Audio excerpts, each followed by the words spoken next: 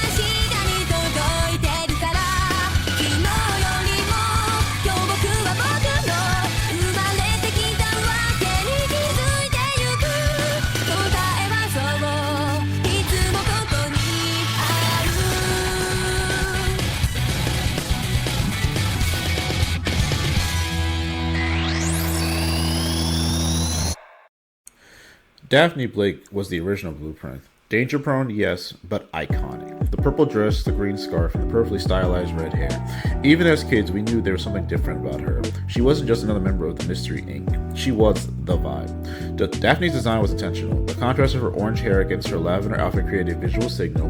This character matters. You didn't need her to say a word. You just saw her and meant you had to pay attention. Her confidence was quiet, and she didn't need to yell. She didn't need power. She just had to walk in.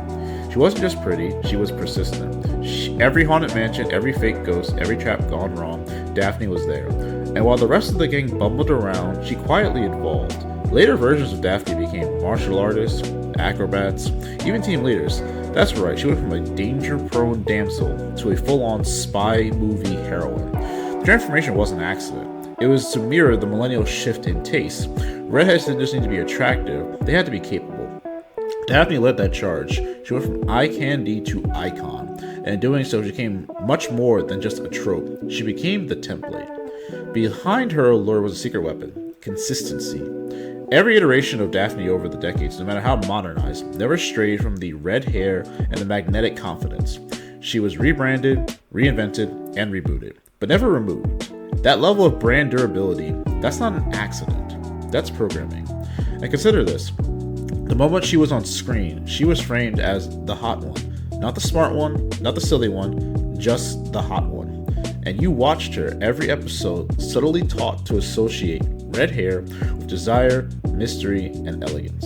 You weren't choosing your taste, it was being chosen for you. And when you look back, she wasn't just the hot one. She was the constant in the rotating cast of reboots and reinventions. Every few years, the team dynamic changed, the tone shifted. The mystery of the weak plots got darker or goofier. But Daphne was always there, radiant and magnetic, reminding you that some impressions never fade, especially ones who were engineered. And who knows, we all wanted to have a girl like Daphne. But let's move on to our next contender from one of the greatest cartoons, I would say, of my generation, in Teen Titans. Starfire, alien, empath, warrior.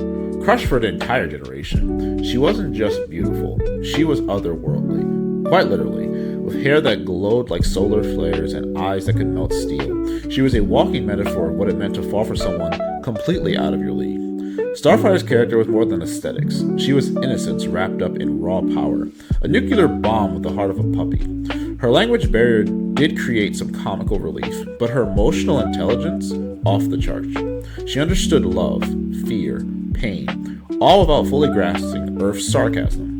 That contrast, it broke your brain in the best way. And there was more. Starfire was the original alien waifu. Her misunderstandings of Earth customs led to some awkward moments that masked some real questions about empathy, identity, and difference. She made you think about emotional labor in relationships, long before you knew what that word meant. Starfire was a sugarcoating on the millennial yearning for emotional safety. She was strong, but never cruel, kind, but never weak. In that visual, her blaring hair, trailing behind her as she soared across Jump City, burned itself into the collective subconscious. Love had to come with glowing effects after that.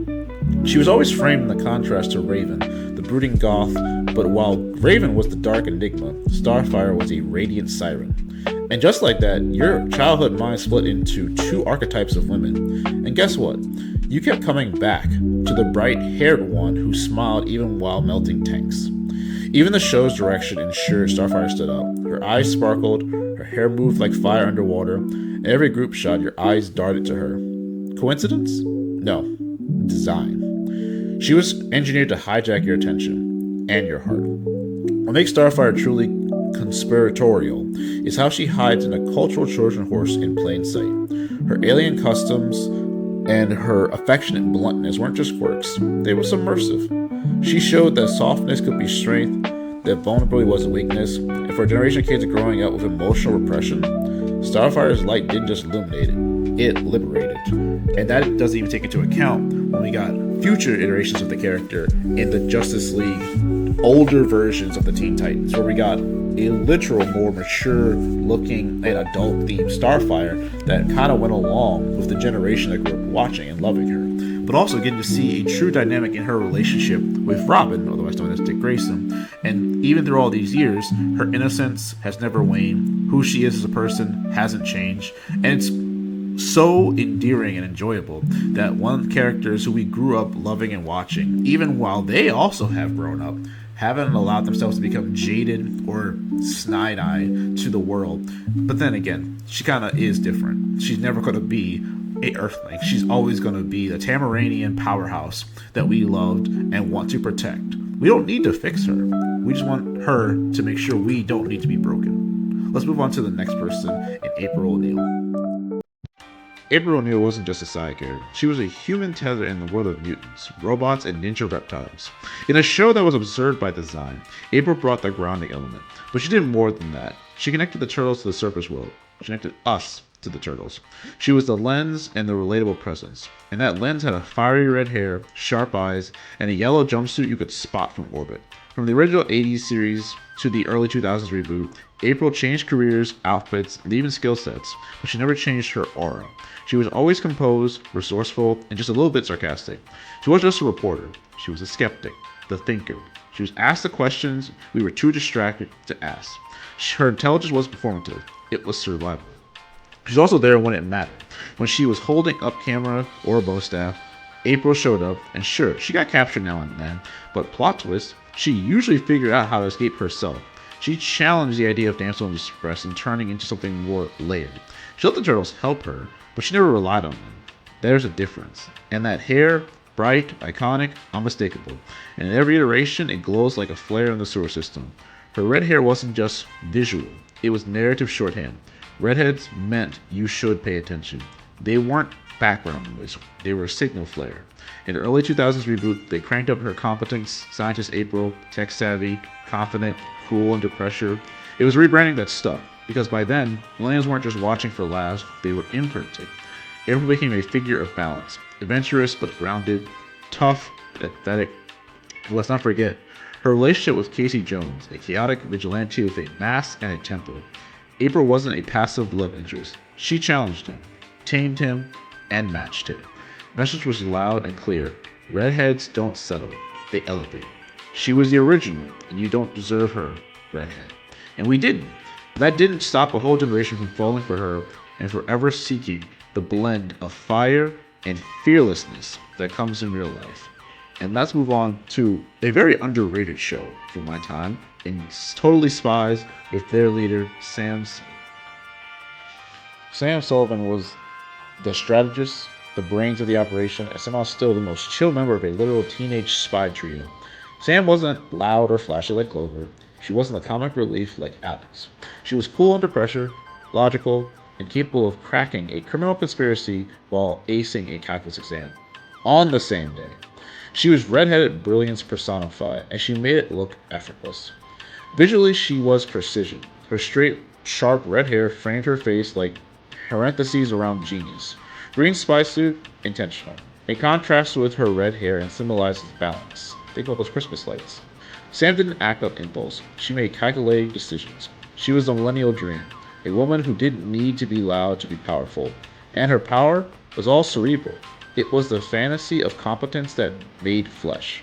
She wasn't just the smart one. She was the glue. When Clover spiraled into boy drama and Alex panicked over something ridiculous, Sam stepped in, not just with plans, but with patience. She was the redhead that didn't ask to be in charge, but she naturally followed, because everyone likes to follow a redhead. And what's sneakier, she didn't want the spotlight. That just made her more magnetic. Her intelligence was never the butt of a joke. The show respected her mind. How often does it happen for female characters in kids media? Never flustered, rarely wrong, and always 3 steps ahead. Sam was less a cartoon and more of a quiet propaganda campaign for the hot nerd redhead industrial complex. No, a lot of words, but you're already this far in the video. Every episode, she saved the day. Not with brute force, but with tactical insight. She was a master of decoding, diffusing, and decimating. You didn't just like her, you trusted her. You didn't want to just be below to her, you wanted to believe in her. In a show filled with lasers and gadgets, she was the one who thought things through. And that thought an entire generation that the girl with the best plans often the girl with the best hair. What's wild is that she wasn't marketed as the main character. That was Clover, stereotypical blonde, but who do the people actually remember? Sam, who didn't need narrative favoritism. She earned attention through sheer compensity. You wanted to be on her team. You wanted her to notice you. You definitely wanted her to approve of you. In a generation raised on chaos, Sam offered structure. She taught us that quiet confidence was hot. That being in control didn't mean being cold. And behind every explosive mission, there was always that one redhead with a plan and a death glare for anyone who forgets it. But let's move on to another fan favorite from the old days, and Miss Sarah Bellum from Powerpuff Girls. You never saw her face. Let that sink in. Character so iconic, so unforgettable, and yet her eyes were never once shown. And yet she made a mark on our childhoods that no villain, no superhero, no sugar, spice, and everything nice could compete with. Miss Sarah Bellum was the brain behind the mayor's desk, and the voice of reason in a city of chaos. And among that, an enigma with red hair so vivid that it could be burned into your subconscious. She wasn't just the assistant, she was the power behind the power. The mayor bumbled around like a childlike fog. Miss Bellum, she ran Townsville. Smoothly, elegantly, quietly. Her red hair was always perfectly styled. Her voice was always calm. Her plans was always airtight. And she was the most competent person on screen. And she never was needed to be shouting about it. That was the point. She represented a different kind of redhead. One whose power-laden influence. She didn't punch bad guys. She didn't shoot lasers. She outsmarted everyone. And the camera respected her enough to never reduce her to a face. That's mind control. How do you become a generation crush when you've never even seen your full face? Easy. You'd be unforgettable in every other way. Even her name is a pun. Sarah Bellum? Note to the cerebral cortex. Her intelligence was no joke. It was the joke. But in a show that thrived on absurdity, she was the straight woman, the balance, the quiet center. She was always 5 moves ahead, always prepared, and that calm, husky voice, pure hypnosis. It trained kids to associate poise and intelligence with allure. Subtle, strategic, savage. She represented maturity, and she wasn't a teenage redhead in a school uniform. She was grown, an adult, professional, and yet she didn't fit into the typical adult cartoon woman mold. She wasn't villainous, she wasn't motherly, she was capable. And that capability made her dangerously attractive. Let's talk about her posture. Miss Bellum walked like she had nothing to prove and everything under control. That body language alone sent a message. This redhead doesn't chase, she chooses. Every frame she was in, your eyes were locked into her, even though you never saw the whole picture. And maybe that's the trick. Your mind was filled in the blanks with perfection. For millennials, she was the forbidden archetype. She wasn't for kids. She was about adulthood. And whether you realized it or not, she planted a seed that one day you grow up and chase someone like her, someone who radiates calm power, who never needs to be loud, who doesn't just walk into a room, but owns it. Red hair first, face optional. Now, it's time to talk about maybe the greatest, and I mean the greatest, of all redheads. Probably at least on this one list, because I'm gonna go into so long about her, and that's Miss Kim Possible. She had it all. A grappling hook, perfect GPA, iconic ringtone, and that red hair. Kim Possible wasn't just a teen hero, she was the teen hero. No secret identity, no double life. Cheer practice at 4 and fighting international crime by 5. She didn't just ask for permission, she just said, "What's the stitch?" and took care of business. Her design was a surgical strike of influence. Green cargo pants, functional. Black crop top, rebellious. Red hair, that wasn't just style, that was branding. You saw it come across your screen and you knew who the protagonist was. It screamed confidence and independence.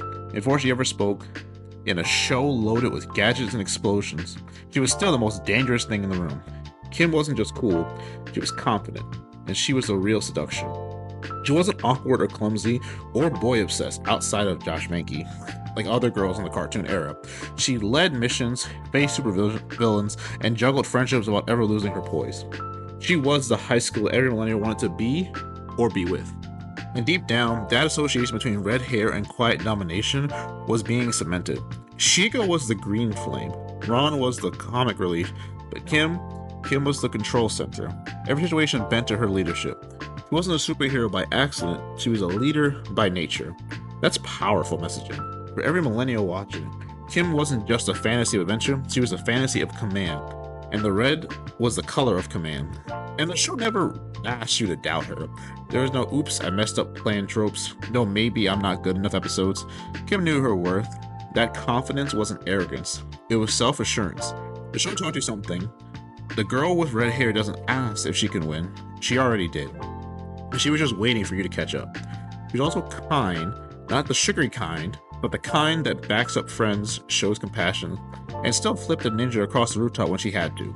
That balance, deadly and decent, wired a generation of understanding of what the world would look for. A girl who could save the world and still call you back. In the end, Kim was more than just a cartoon character. She was the millennial Mona Lisa of redheaded allure. You didn't just watch her, you were mesmerized with her. She was confident, she had ability, she was compassionate, and had edge. All wrapped up in that signature shade of red. And after her, no one else will ever see Redhead the same way again. And this is where I could look into what are the other key things about this character. And as you probably noticed, this is the longest section of the video, because I believe truly that Kim Possible had the greatest moment in cartoon history when it came to the relationship between her and Ron. The idea of best friends since literally elementary school, kids school, ended up becoming a couple in due time.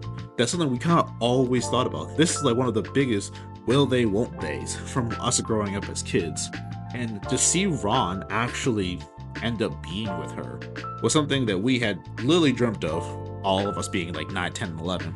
And the concept kind of spore into what we know as the friend zone, or at least the friend zone debate. Ron did what we think is the impossible. He got out the friend zone.